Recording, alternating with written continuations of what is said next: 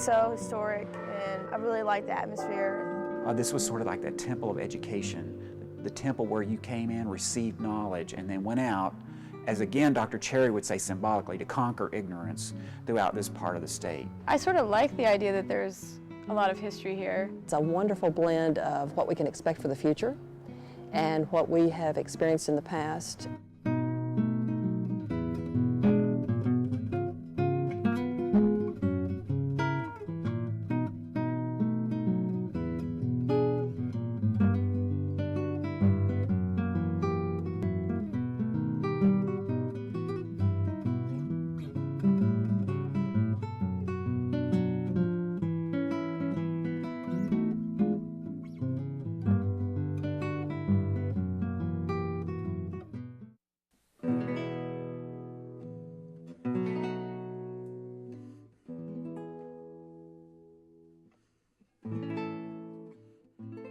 Western was located in a campus downtown in a cramped location, and they needed expansion room. And so they purchased an abandoned college at the top of the hill, which had been occupied by a girls' school. The wonderful thing about Western and its location on the hill is that they had a landscape architect, Henry Wright, who understood how important the topography was. At his time, most landscape architects were looking simply at land as if it were flat. This hill, as you know, is so different and changing in its topography that literally they did surveys of every few feet in order for that landscape architect to design the walkways, the approaches to the building, to make this a truly beautiful and unique campus. We are very fortunate on our campus to have had a single architect design most of our older buildings. There are a few that were designed by other architects, but Brenton B. Davis, who was practicing in Louisville, became associated with the school very early on in 1908, and actually was hired as the architect for the college. And he helped the landscape architect in designing the initial plan and deciding on the styles of buildings, even at that point, that they would build on the campus. And so these buildings have been recognized and placed on the National Register of Historic Places in the 1980s. And we're very, very fortunate that many of those older ones at the top of the hill are still in place. The oldest building on campus is Van Meter Auditorium. It was built in 1911, it was completed in 1911. And when the students came up the hill from downtown, it had been completed. And it was something to behold, I will tell you. It's a beautiful design of a Greek temple. It's a replica of a temple that was on the Acropolis in Athens. And Dr. Cherry really played off of that. He said when they first opened the building that this was like a temple being built to conquer ignorance in South Central Kentucky. And it's a beautiful building. It has an expansive lobby as you walk in, a very nice auditorium where chapels were held every day. And it was sort of the building that everybody would enter on campus. And there was a real association with the campus students and this building. And we have an account of one student who wrote home and said it was the biggest building they'd ever seen in their life. And I imagine for some students in this part of Kentucky that might have been true, especially the way you approach it on the hill. It looks bigger than it actually is. One of the most important buildings to come on after Van Meter Auditorium, believe it or not, was the heating plant, which most people don't even consider a significant architecture, but it really is quite attractive in its utilitarian structure with the large smokestack there, which of course is still used. My favorite building is the heating plant, really just because of the way it looks and the way it sounds. I go past there every day on my bike. It just makes these really kind of industrial sounds. They have that glass wall on the side of the heating plant where you can see all the piping inside and things like that. So I really just kind of like looking inside when I go past. We began constructing buildings at the top of the hill to house women. Potter Hall first, and then Schneider Hall, which was originally called West Hall and then became Whitestone Hall. And that's significant because Whitestone Hall is built out of local limestone, and we have very few buildings in our community that are still standing that are built of entirely this limestone like Whitestone Hall was. And it again is a very utilitarian building. It's very simple, but the architect included details on it like the Ionic capitals and pilasters and a very attractive lobby in that building for the young ladies who were going to be staying there in that building. Then we had a real expansion in the 1920s because economic times were good, even for Western, and the legislature was providing money to build new buildings. And so you got additions like the library here at the top of the hill, which is now Gordon Wilson Hall. A very attractive building. It's a French Renaissance type structure. It has a wonderful frieze around the top with names of Western civilization authors, and particularly Western Europe. And there's a great story about E.A. Diddle, our basketball coach here on campus, who used to bring his recruits. And he would walk by that building and he would say, now just look, if you become a star on our Western Kentucky basketball team, this is what you might get, your name up on a building, which I'm sure probably excited some of them if they didn't recognize some of the names up there. Then we began to add athletic facilities for campus, including a health building, and that's what it was called initially. This is where Western eventually was able to play all their basketball games. And it too had a beautiful frieze around the top of terracotta that was purchased from a company out of Chicago. And it had beautiful figures of classical athletes throwing the javelin and the discus and wrestling. And unfortunately, when that building was converted to a library in the 1960s, those panels were taken off of that building. But some of the ones in between with vegetation and flora in them remain, and they're absolutely stunning. And we're very fortunate that we still have that on our campus. There's no one that can deny that's ever been to this campus that one of the real pieces of eye candy on our campus when they drive around is a beautiful colonnade at the top of the football stadium. Because when you approach it, you don't necessarily see the stadium. You just see that beautiful colonnade with the countryside in the background. It's absolutely beautiful. Our old football stadium, the amphitheater and colonnade are situated there now. Literally were a rock quarry, and they had student labor, not paid student laborers, just students who lived on campus, working to get that area the way it needed to be and moving the rock literally and creating that setting where we had a football field for many, many years and our gymnasium structure. The Kentucky building is really a Western treasure, and I like to call it our storybook because it contains all types of materials related to Kentucky's past, and each of those pieces tells a story about Kentucky's history. The treasure house, not just from its architecture, but also the materials that are within that tell us so much about the campus. From sheet music, about the various marches and songs that we sang on campus, to the postcards, the broadsides, the maps. The building is a treasure both for everyone who loves architecture, as well as it's a treasure in terms of what it contains within. Brenton B. Davis designed it in 1929. And there was an effort across the state of Kentucky to raise money for its construction, including the distribution of these little dime banks to classrooms across the Commonwealth so that children actually donated funds to help build the building. It was built almost entirely with public funds through donations, and then it was finished because the Depression had halted construction of that building. We were in tight times financially. And then again, the Public Works Administration comes into play and helps build or complete the building. The sad thing is, by that time, Brenton B. Davis is busy with other projects, and so even though he designs the exterior of the interior of the building is actually designed by a local architect, James Ingram, who was very busy with a lot of clients and commissions here in town. But this was a special project for him, and he went to Virginia to look at some plantation homes.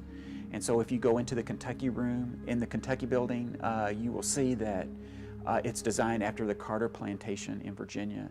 And that ties in with our Virginia heritage for Kentucky. We actually have 3 log structures on our campus, which is a little bit unusual for a college campus. One of them was initially built by students as a student center on the middle of campus. Today it's our faculty house. But the great thing about that is, even though it was designed by a professional architect out of Louisville, students cut down all the cedar trees for its construction. They completely built the building and they used it as their student center. Then we have two log houses down near the Kentucky Building. The one behind it was actually part of the Kentucky Building's campus. It was designed by Brenton B. Davis, and it fits in perfectly with the 1930s and our whole idea of trying to interpret our pioneer past. And so he was trying to design that as a part of the Kentucky Building's mission to teach Kentucky history. And then in the 1970s, a log house from Logan County was brought to campus as a true structure from the pioneer time period, so that the Kentucky Building staff could interpret it as something directly from the 1830s. The last building that Brenton B. Davis was involved in on campus is the largest building, and that's Cherry Hall. And Cherry Hall is really a behemoth structure when you think about it, when it was built in 1937. It replaced a large classroom building that was already in that location. That building was razed. It was the last remnant of Potter College, the girls' school. And Brent B. Davis was given free rein in the design of it, and it was done during the Depression. And so the money for it was came from the Public Works Administration. And it has a lot of features to it that you would not normally find in a classroom building. For example, if you go inside, it has this beautiful marble wainscoting. It has a marble staircases, beautiful wrought iron, marbleized balusters on those staircases, the beautiful cupola on top, and even some of the artwork that was incorporated into the exterior of the building, like on either side of the entrance are these huge bas-reliefs that represent the different types of classes that would be held in the building. For example, on one side you see the arts, on the other side you see the sciences, and you see some of the scholars there in classical garb and the different disciplines that they represent, like architecture, art, music. And then on the science side, you see geography, chemistry, and so on. So it's a beautiful way on the exterior of showing what was going to be happening on the interior. For me, it's very symbolic of the model of Western, which is spirit makes the master. So to me, it reminds me why I'm in school, that I'm trying to get an equilibrium of a certain trait, certain values, certain things that I've learned at Western to become that master when I go out into the business world. And fortunately, it was named after our first president, although he did not want it to be named after him, but the Board of Regents thought that that was an honor that was appropriate. And the unfortunate thing is that it was not completed before Dr. Cherry's death in 1937. And then the landscape architect had already designed and sited the location for Dr. Cherry's statue there in front of the building, and it was appropriate that a Cherry statue be in front of Cherry Hall.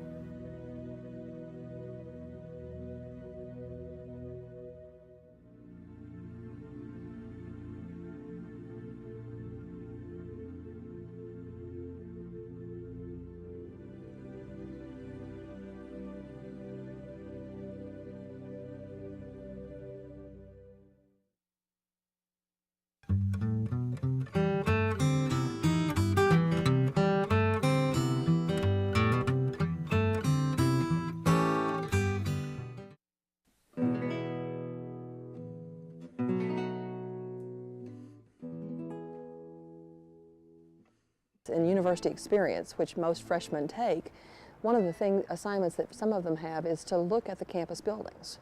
What were their original purposes? How are they in use today? When were they built? What was the dedication ceremony like? So at their earliest experience, many of them get a familiarity or an awareness of what those buildings are, how they were used, and who they were named for.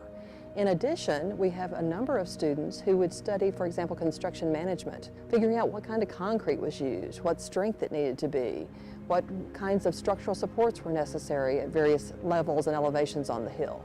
So we use it as a teaching experience for all of our students.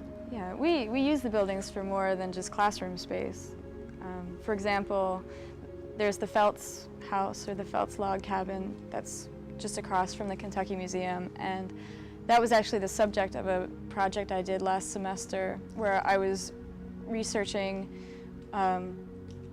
sort of the time period of that house and the ways of life of the people who would have been living in it before it was moved to campus. So it was pretty neat to be doing that project and have that building right here, you know, and to be able to really conceptualize that family, you know, and what their life might have been like by looking at their house. One thing that we are experiencing right now on our campus is sort of a renewal, not just of new buildings on our campus, but taking care of a great amount of deferred maintenance that has been put off for years on some of our older buildings. And so Dr. Ransdell has been very important in helping raise money and funds to help take care of some of that deferred maintenance. We're very fortunate at Western that we're interested in maintaining our architectural heritage in the new construction that we're doing currently. As you know, there have been lots of changes on the Hill in the last few years, and there's an effort being made to echo lower on the Hill things that you will see on the top of the Hill. For example, when you look at Cherry Hall, the cupola is the thing that most catches your eye. If you look at Guthrie Tower, you will see that yet again. And the whole idea of taking Cherry Hall's cupola and sort of duplicating that in that bell tower was a nice touch of trying to tie the two ends of campus together, because the top of the hill generally has the older architecture on it. The bottom, or the valley, has the newer architecture from the 60s and 70s. And so that using that symbol there really did a nice job of tying the two ends of campus together. As we plan the pedestrian ways, we're beginning to echo Henry Wright's approach to having a wonderful pedestrian walkway from the base of the hill all the way to the top of the hill.